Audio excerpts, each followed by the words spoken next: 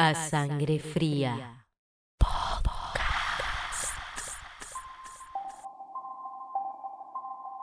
La verdadera locura quizás no sea otra cosa que la sabiduría misma, que cansada de descubrir las vergüenzas del mundo, ha tomado la inteligente resolución de volverse loca. Heinrich Heine.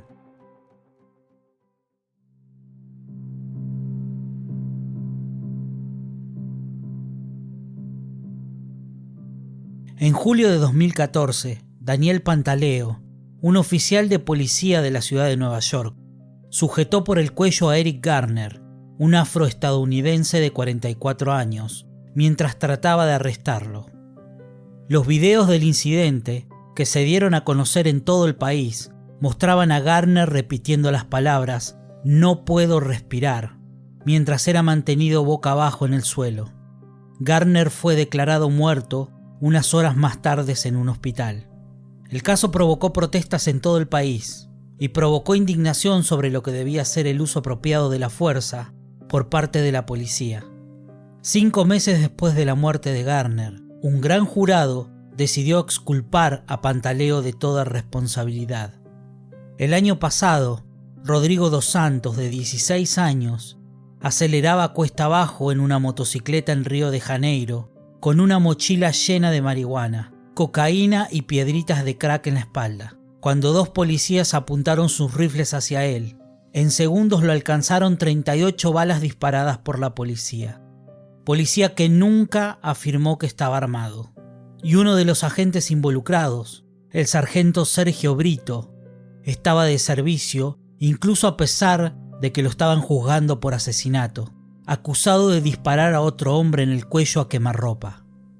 El pasado 25 de mayo, en el vecindario Powderhorn, en la ciudad Minneapolis, Minnesota, es el crimen de George Floyd, provocado por el oficial Derek Chauvin, quien tras esposarlo, ponerlo boca abajo con la ayuda de los agentes Thomas Lane y Alexander Cohen, el oficial presionó al arrestado contra el pavimento con su rodilla apoyada sobre el cuello de Floyd durante 8 minutos y 46 segundos.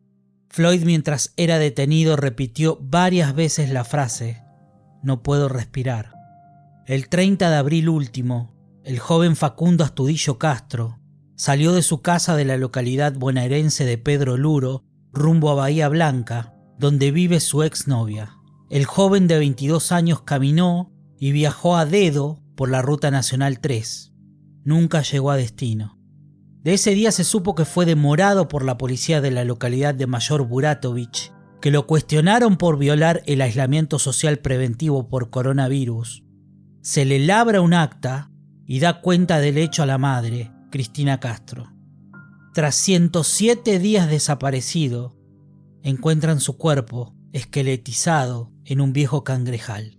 Hay testigos oculares de que lo detuvo la policía bonaerense, incluso una fotografía, y esa fue la última vez que lo vieron con vida. No hay dudas de que a Facundo lo mató la policía bonaerense e intentaron encubrir el crimen. Entre 1973 y 1990, Chile vivió la dictadura de Augusto Pinochet, comandante en jefe del ejército chileno, que llevó a cabo un golpe de estado para derrocar al presidente Salvador Allende. Según el neuropsiquiatra Simeón Rizzo Calderón, en cualquier régimen dictatorial o totalitario se manejan 2 factores en la cadena natural evolutiva del ser humano respecto a la condición de poder. Están las personas obedientes, silenciosas, durmientes, y por otro lado las personas que adoptan las medidas de poder impuestas y que absorben imitando las conductas de prepotencia, arrogancia, impunidad y omnipotencia para ejercer ese espacio de poder, necesario en todos, pero que muchas veces es descubierto de las maneras más aberrantes. Ese poder es una urgencia biológica que necesita una respuesta, un poder de dominación sobre el otro. Es agosto del año 1980 y Chile atraviesa el auge de un gobierno de facto. La noche del 4 de agosto se produciría la primera de muchas matanzas en la 5ª región llamada Viña del Mar. En este programa intentaremos desentrañar el misterio detrás de los asesinatos de los psicópatas de Chile.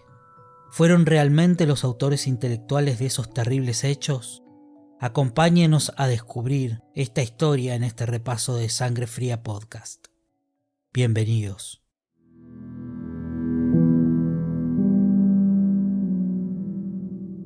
Faltan pocos minutos para las 6 a.m. Hace frío. 2 hombres son trasladados para ser ejecutados. Hace unos días, fueron condenados a pena de muerte por el asesinato de más de 10 personas y la violación de otras 4. Se trata de los ex carabineros Jorge Sagredo y Carlos Todd Collins. Son conducidos al patíbulo ubicado en el patio de la antigua cárcel de Quillota. Ahora, ambos enfrentan el pelotón de fusilamiento. 8 gendarmes les dan el final a los llamados psicópatas de Viña del Mar.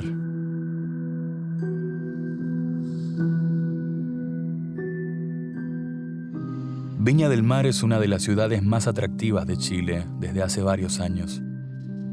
Es ahí donde se lleva a cabo el gran Festival de Viña, un evento musical que año a año atrae a miles de personas y es uno de los pilares del turismo chileno. Pero en los 80, hubo una época en la que una seguidilla de crímenes quitaría toda la atención de los escenarios. Un momento de la historia chilena en el que la mentira estaba institucionalizada, según afirman los periodistas de la época, en el que no se podía investigar nada y en el que la mayoría de las crueldades cometidas por parte de las fuerzas públicas quedaban en la nada. Asesinatos, violaciones y desapariciones. En medio de todo esto, nunca faltaban aquellos que sacaban provecho de la situación y creían que la impunidad iba a durar para siempre. La primera aparición de los psicópatas fue una noche del 4 de agosto de 1980. El profesor Enrique Fajardo, de 35 años, iba conduciendo su auto acompañado de una mujer no identificada. En medio del trayecto, 2 tipos los abordan de sorpresa. Se presentaron como carabineros, pero al no responder Fajardo a lo que ellos querían, lo mataron a tiros en el acto, cerca del jardín botánico de la ciudad Jardín. A la mujer que lo acompañaba la violaron y la golpearon, pero logró escapar con vida del lugar. Esa mujer nunca apareció de nuevo para denunciar lo que pasó y tampoco se supo por qué. Por si eso fuera poco, el hermano gemelo de Enrique Gajardo intentó investigar el homicidio de su hermano por cuenta propia, pero intentaron asesinarlo a él también. Intentaron estrangularlo por la espalda como una advertencia, algo que comenzaba a demostrar lo peligrosos que eran estos tipos y que no estaban solos. Sin embargo, hasta ese momento se trataba de un hecho aislado. Pero 3 meses después, una noche del 12 de noviembre en la que Viña del Mar quedó a oscuras, otro asesinato y otra violación comenzaron a alertar a las autoridades de que se trataba del mismo asesino, ya que se había producido el mismo modus operandi. En la zona de Laguna Sausalito, el médico Alfredo Sánchez y su novia, la enfermera Luisa Fernanda Collin, recorrían el lugar, solitario y oscuro, en su auto. Allí se encontraron con el carabinero Jorge Sagredo y con el cabo Carlos Alberto Todd Collins, de dotación de la primera comisaría de Viña del Mar. Cuando los abordaron le pidieron identificación. Alfredo Sánchez se negó y luego les pidió que demuestren que eran de la policía, a lo que Todd Collins comenzó a golpearlo como podía y luego le disparó 2 balazos a quemarropa. Alfredo falleció en el acto. Luego, su acompañante Luisa Fernanda Collin,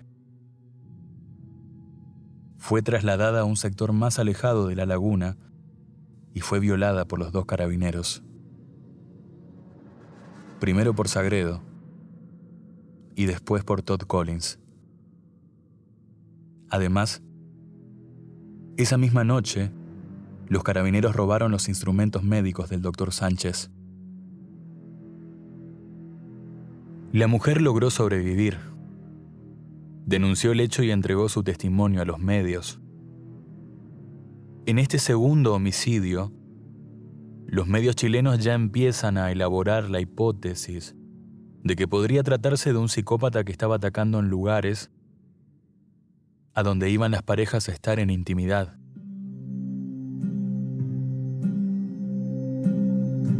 Pasadas unas semanas, transcurría el Festival de Viña del Mar de 1981,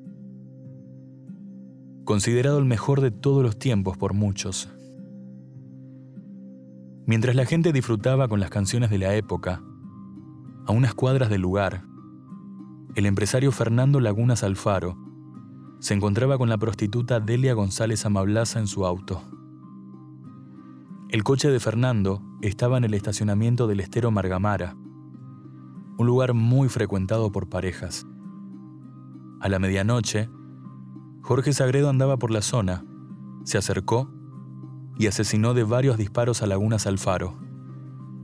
La mujer que lo acompañaba llegó a gritar: «Yo te conozco», antes que fuera asesinada en el acto de 3 tiros. Ese día, la enfermera que había sobrevivido, Luisa Fernanda Collin, vio a uno de sus agresores y comprobó que era uno de los carabineros. La enfermera había sido víctima de los psicópatas en la laguna Sausalito y decidió dirigirse al cuartel de investigaciones de Viña del Mar para contar lo que pasó. Sin embargo, su denuncia no tuvo consecuencias. El 25 de mayo de 1981, cerca de las 9 de la noche, Sagredo y Todd Collins se reunieron en la esquina de 1 Norte con Libertad. La excusa era salir a espiar parejas en intimidad y el sector de Gómez Carreno parecía un buen destino. Así detuvieron al taxi conducido por Luis Morales Álvarez, quien casualmente los conocía. Al ver que Todd Collins había puesto guantes, el taxista sospechó que algo andaba mal. Pero antes de entrar en dudas, lo llevaron hasta un lugar alejado e inhóspito y lo mataron a balazos. Tiraron el cuerpo en el camino y se quedaron con el auto. Usando ese vehículo, se dirigieron al sector de Los Ositos para perseguir a otras parejas. Siguieron a un vehículo en el que viajaba Jorge Inostroza, acompañado de Margarita Santibáñez y su bebé de 1 año, y lo pararon. Los hicieron avanzar hasta un lugar alejado de todo. Uno de los psicópatas le hizo bajar hasta las dunas a Jorge Inostroza y lo asesinaron a balazos. La mujer que había quedado sola en el auto no tenía permitido mirar lo que pasaba. Ella les dijo que estaba indispuesta para que no la violaran, pero a los carabineros no les importó. Le dijeron a la mujer que si no lo hacía la matarían a ella y a su hija. Uno de ellos tomó a la bebé de la mujer y la llevó al asiento de atrás, y el otro abusó de ella. Cuando el hombre acabó, le dijo a la mujer que se vaya con su hija sin parar ningún auto ni hablar con nadie. La amenazó si contaba algo y decía lo que pasó. El 28 de junio de 1981, los psicópatas volvieron a atacar. Raptaron al taxista Raúl Aedo León, lo mataron y se robaron su auto para luego detener a otro auto conducido por Carmen Riveros Contreras, acompañada por su amigo Oscar Noguera. Uno de ellos se llevó a Noguera para asesinarlo, mientras el otro violó a la mujer en el asiento de atrás de su auto.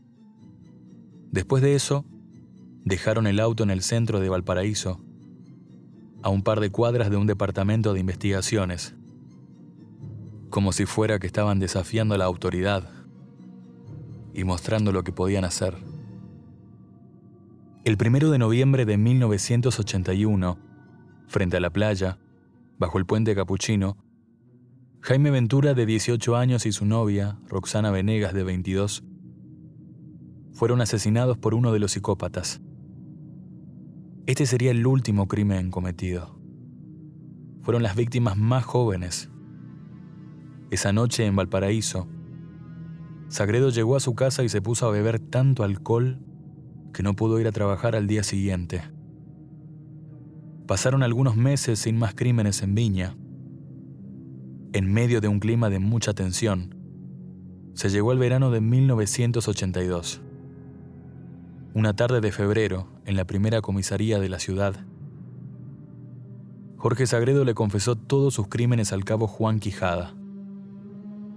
Algo así como vanagloriándose de lo que hizo, con una impunidad total.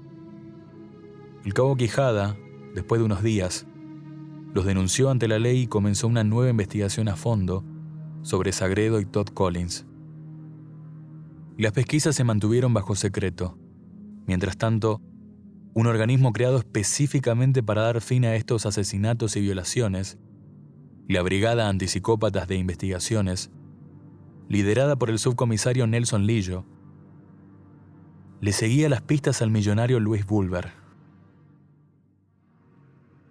La investigación de Nelson Lillo lo llevaría el empresario Louis Bulwer, ya que, luego de peritar unas 500 armas, resultó que la pistola de Bulwer coincidía con al menos 4 de los crímenes cometidos.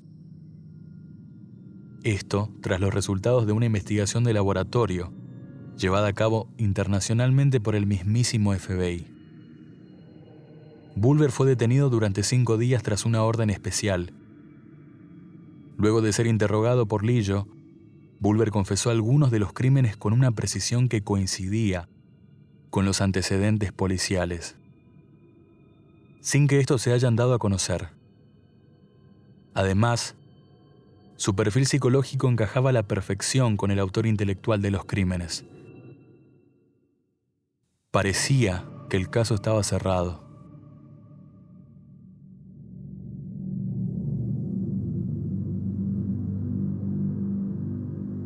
Para llevar a Bulwer a la justicia, Lillo consiguió un decreto supremo emanado del Ministerio del Exterior. El 27 de febrero, se llevó a cabo un operativo para detener a Bulwer. El mismo día, allanaron su casa y encontraron una libreta con datos de los casos que ni siquiera las autoridades tenían. Cuando se retiraban de la casa, el padre de Bulwer les regaló a cada uno de los detectives unas cartas que al revés tenían imágenes de barcos.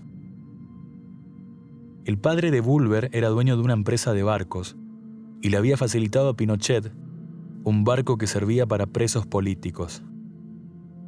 Fue como una indirecta, una señal que decía: no podrán hacer nada porque tengo a la dictadura de mi lado. Unos días después, Bulwer fue sometido a una rueda de reconocimiento, donde 2 víctimas lo reconocieron. Sin embargo, una de ellas diría después que solo lo hizo tras haber sido sometida para que lo hiciera. En marzo de 1982, varios carabineros fueron puestos en otra rueda de reconocimiento y hubo unanimidad entre las víctimas al elegir a Sagredo y Todd Collins. Luego de que hayan sido reconocidos, fueron trasladados a Santiago, donde quedaron detenidos e incomunicados. Sus domicilios fueron allanados y en la casa de Todd Collins se encontraron instrumentos médicos del Dr. Sánchez y un maletín con cassette de músicas robadas a Oscar Noguera. En un principio, ambos carabineros negaron todo, pero después fueron rindiéndose ante las evidencias y terminaron confesando cada uno de los asesinatos con detalle. Por si esto fuera poco, Nelson Lillo citó a interrogatorio a Louis Bulwer para intentar obtener más información del caso. Se dice de ese interrogatorio que Bulwer confesó tener impotencia y sentir rabia por ver parejas felices, y que pagaba para que mataran a los hombres y violaran a cada una de las mujeres. Mataba a los hombres justamente porque odiaba que se reencontraran y fueran felices. El director de investigaciones presentó su renuncia y Louis Bulwer quedó libre al día siguiente.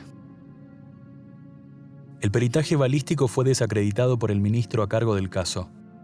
Bulwer diría que su confesión fue realizada bajo tortura y fue puesto en libertad por falta de pruebas el 8 de marzo de 1982.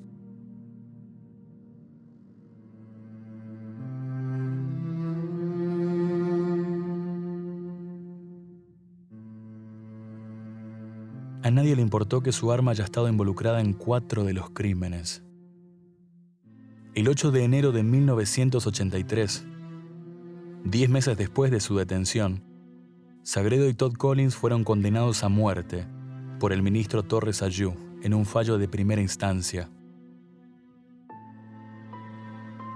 El 17 de enero de 1985, la Corte Suprema confirmó la pena de muerte para ambos psicópatas.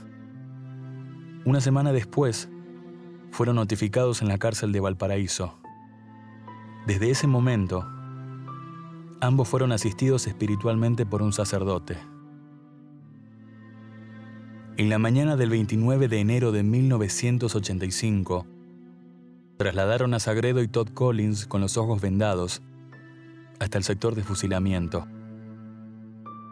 Los sentaron en un banquillo, los ataron a ellos y les colocaron un círculo rojo en el pecho. Los sacerdotes dieron sus bendiciones y tanto Sagredo como Todd Collins se mantuvieron en silencio.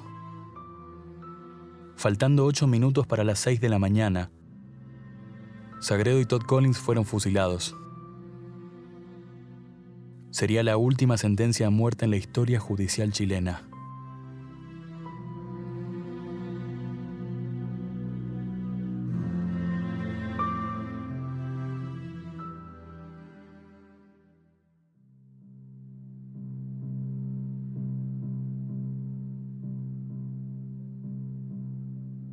¿Quién era en realidad Luis Eugenio Gubler Díaz? Y por sobre todo, ¿qué participación real le tocaba en todos estos hechos?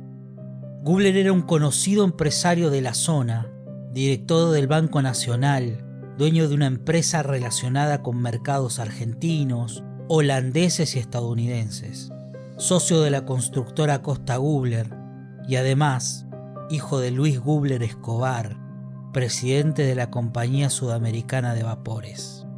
Estaba casado con Mariana Herrera, hija del ex alcalde de Viña del Mar, Raúl Herrera. Las características físicas del inculpado se adaptaban perfectamente a uno de los retratos hablados: 42 años, tez blanca, ojos claros, 1,78 m, carácter fuerte, bastante reservado, pero a veces mostraba signos de violencia desmedida contra los homosexuales. Le gustaba ir al casino y practicaba tiro al blanco en su parcela de Limache, localidad situada a pocos kilómetros de Viña. El detective Nelson Lillo habría confesado que en un maratónico interrogatorio a Luis Gubler, este le confesó que le gustaba ir a la zona de descampados a observar a las parejas que intimaban ocultos en las zonas poco transitadas. Y lo particular de su relato es que confesó que le gustaba mirar, que eso lo excitaba, y el hecho era porque él sufría un problema de impotencia, pero al ver a las personas teniendo relaciones, también le generaba mucha rabia, le molestaba que fueran felices, mientras él tenía una vida tan desdichada. También contó que pagaba delincuentes para que asaltaran a las parejas y abusaran de las mujeres. Pero eso no generaba más que reencuentro entre los damnificados y un lazo mucho más grande que el que tenían. Le dijo a Lillo también que elegía al azar alumbrando a los vehículos con sus luces para que los malvivientes los siguieran. Entonces un día le vino a la mente la idea de separarlos de una forma definitiva. Había que matar a uno de los dos. Tras su captura, el director de la Policía Civil, Fernando Paredes, afirmó que la investigación estaba resuelta en un 99% y que Gubler estaba confeso de 4 de los crímenes. Asimismo, el médico legista Mario Ibarra aseveró que las muestras de semen y sangre encontradas eran concluyentes. Al mismo tiempo surge la información que la esposa de Gubler, Mariana Herrera, había estado internada en una clínica debido a una crisis nerviosa, ya que acusó a su esposo de ser el psicópata, luego de encontrar unas botas embarradas. 6 días más tarde, el lunes 8 de marzo, Gubler es dejado en libertad incondicional por falta de méritos. Lo mismo ocurre con Guillermo Morales Anabalón, oficial de aduanas amigo del anterior. Mientras tanto, en un hecho inédito, el presidente de la Corte Suprema, Israel Borqués, criticó la información periodística, tildándola como irresponsable y de acusar falsamente a un inocente. Descartada por la justicia la participación de Gubler en los crímenes, se mantuvo en la región un clima de turbulenta desconfianza. Pero de repente, ahora todos hablaban del Club del Crimen de Viña del Mar, a partir de las declaraciones de Jorge Sagredo, de que él y Tom Collins eran solo ejecutores. Parece que había importantes personalidades villamarinas que actuaban como cerebros articuladores y mirones en cada caso, asegurando que incluso les pagaban 50.000 pesos chilenos por cada uno.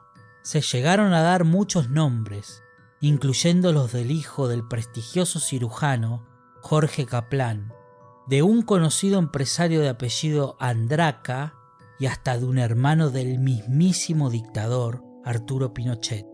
Miguel Tapia González era un reportero que trabajaba para el periódico El Observador.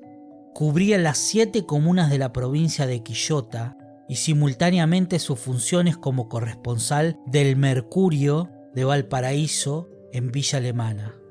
En ese ambiente, un día recibió en su oficina del Observador el llamado de un individuo que se identificó como preso de la cárcel de Quillota, que cumplía prisión nocturna y que deseaba confesarle algo. Se juntaron en el restaurante El Negro Bueno, donde visiblemente agitado y en forma balbuciante, le contó que se hallaba encarcelado un tipo que se identificaba como Adrián González. Este hombre decía cumplir prisión por portación de armas de fuego, pero cada anochecer llegaba hasta el recinto penitenciario un lujoso automóvil que lo llevaba y lo devolvía la mañana siguiente. Llegaba con whisky de la mejor marca y cigarrillos caros que repartía entre todos los reclusos.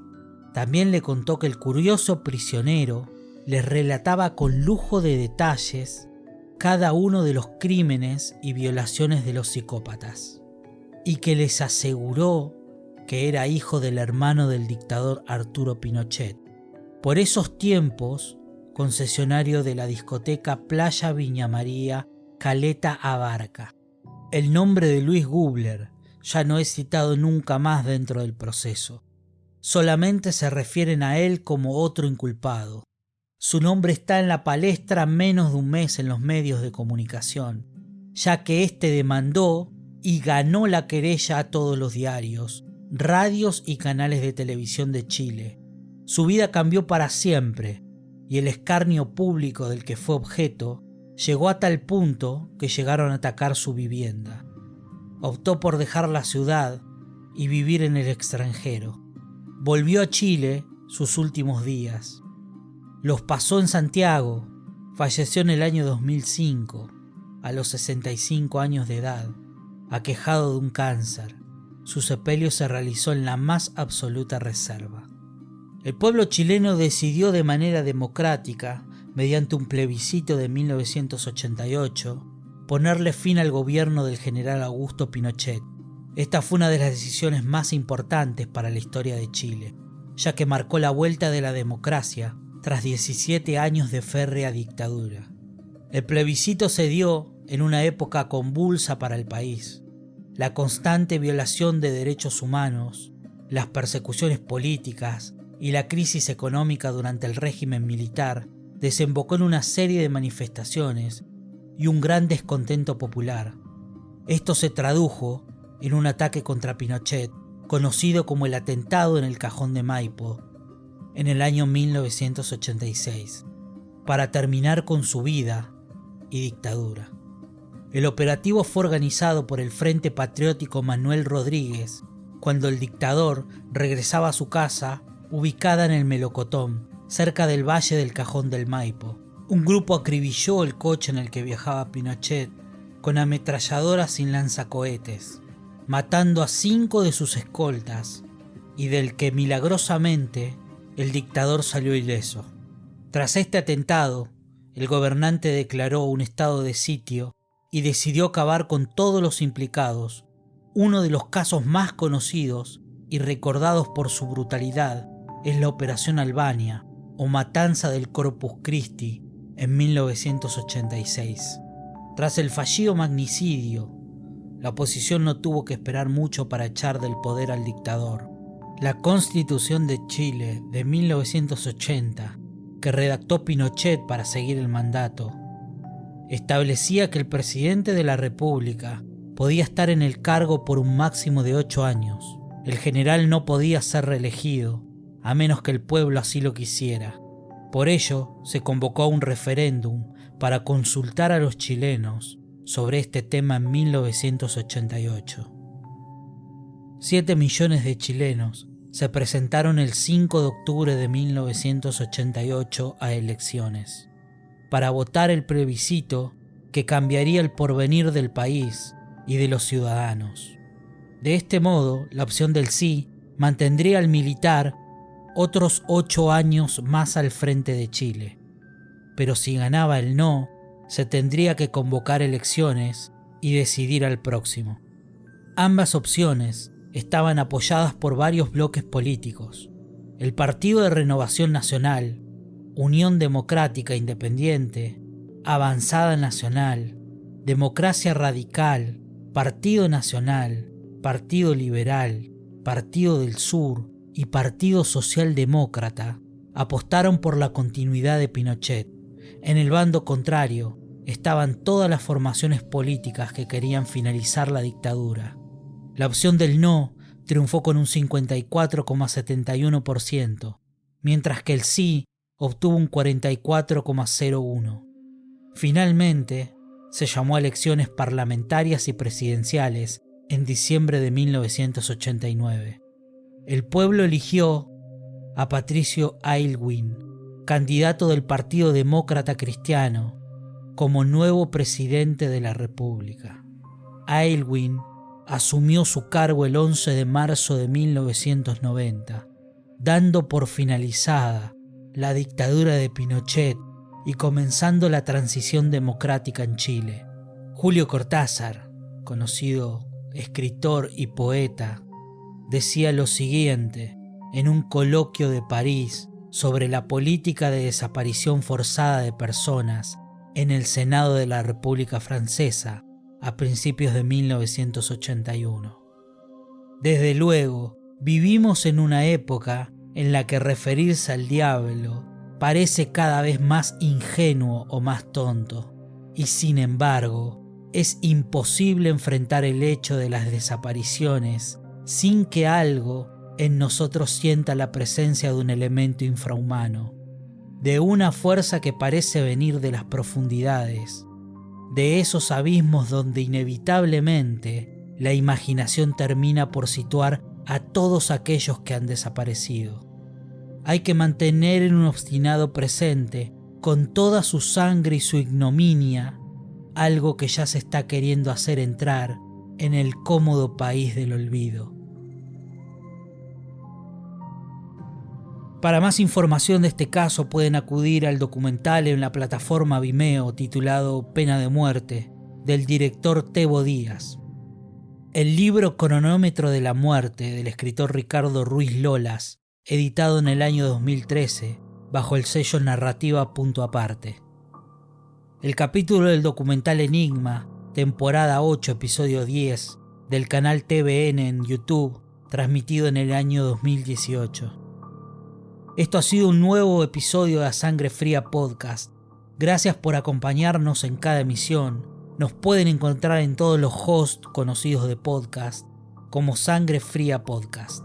Les pedimos que nos apoyen con un like y seguir nuestra cuenta o canal También nos pueden dejar sus opiniones en la caja de comentarios acerca del caso o sugerencias para futuros episodios. Estamos más que agradecidos por el constante apoyo y les pedimos que nos sigan apoyando para saber que están del otro lado. Esa es nuestra única y verdadera gratificación. Mi nombre es Mariano González. Me pueden encontrar en redes como @mariangpod.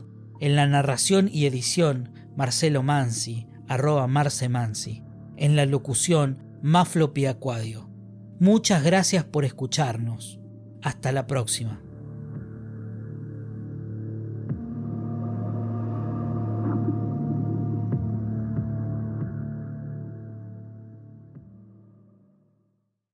A sangre fría.